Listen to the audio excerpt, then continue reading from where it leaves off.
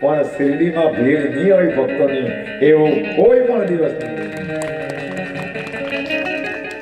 કારણ કે જે દયાળુ દેવ છે, જે પ્રેમનો સાગર છે, જેમણે આ જગતને પ્રેમની પરિભાષાને સમજાવી છે, તો એ દેવ શિરડીની અંદર છે.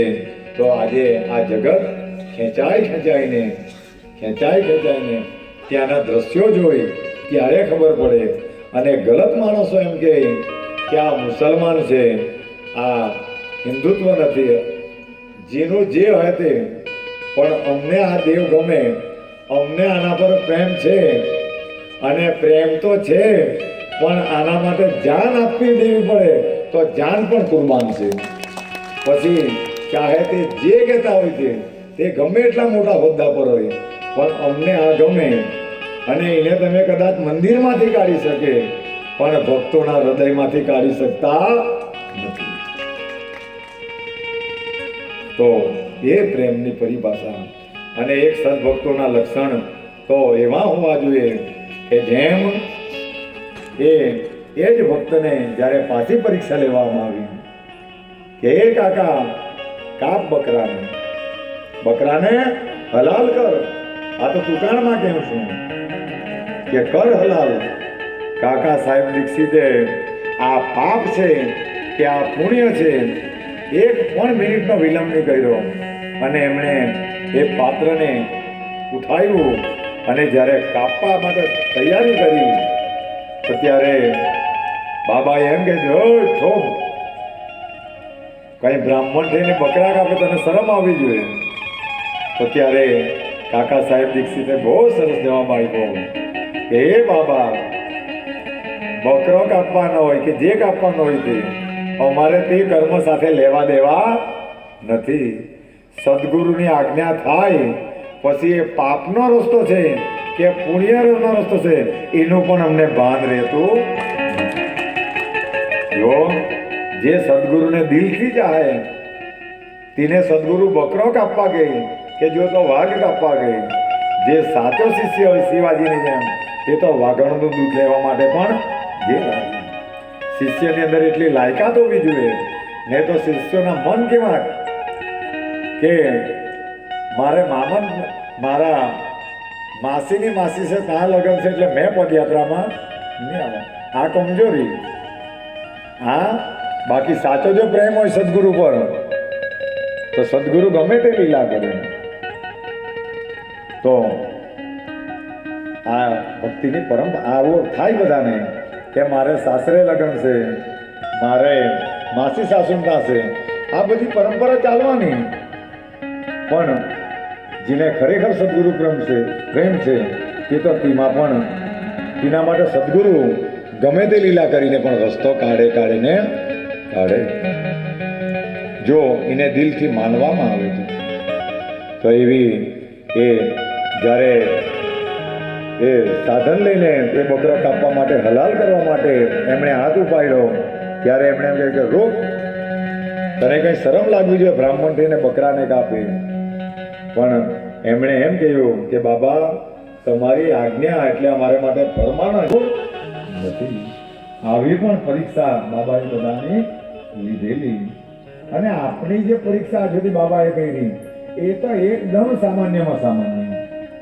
એમાં પણ બધા ભક્તો હારી જાય, એમાં પણ ભક્તો મનથી હારી જાય. અને હારી જાય એટલે પછી એમણે બેસી જવું પડે.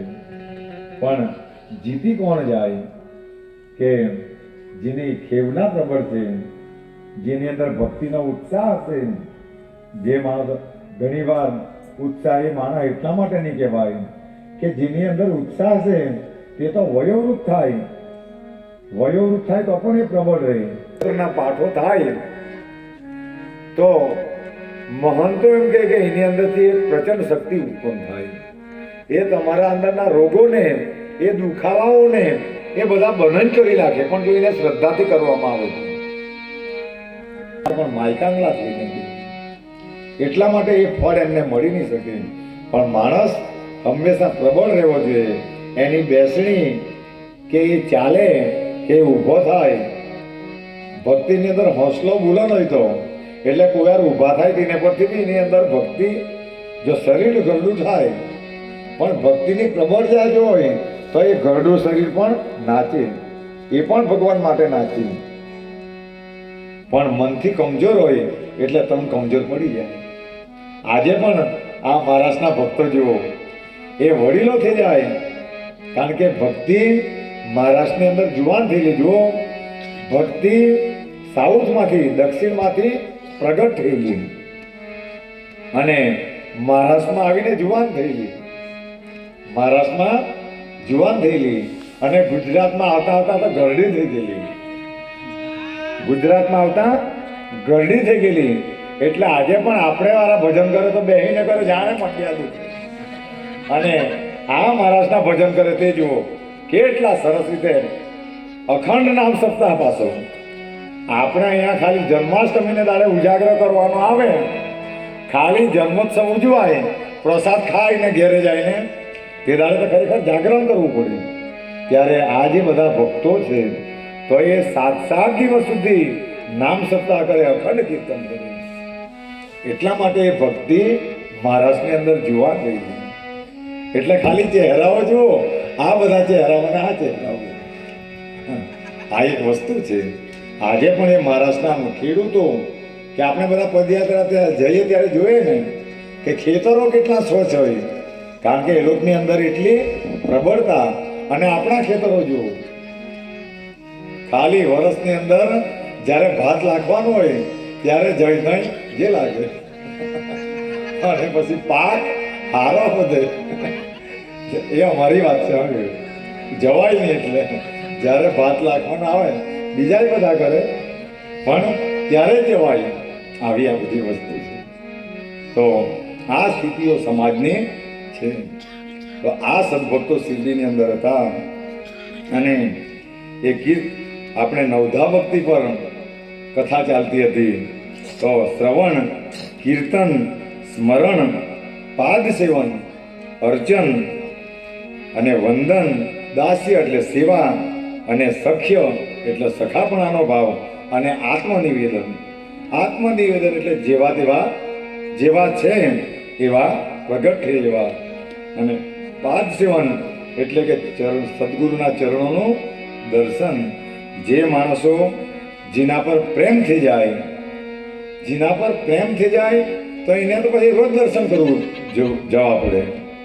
જેમ એક પ્રેમીને પ્રેમિકા પર પ્રેમ થઈ જાય તો નિયમ બની જાય, પછી તેનું રોજ દર્શન કરીને કે વાત કરવી જ પડે તો જ માણસ આટલો પ્રેમ. તેમ જેને સદગુરુ સાથે પ્રેમ થઈ જાય તો તેને તો પછી રોજ આના ચરણના દર્શન કરવું જ જોઈએ. પણ આપણે સમાજની સ્થિતિ જોઈએ કે જ્યારે જ્યારે કંઈક દુઃખ પડે, કંઈક ને કંઈક જોઈએ ત્યારે સદગુરુ પાસે જાય અને સદગુરુ પણ જાણે કે આવ્યો છે હવે, એટલે જેવો ભાવ લઈને જાય તેવું તેને ફળ મળે. કારણ કે તમે રોજ ખાય, રોજ તમારું શરીર સારું રહે.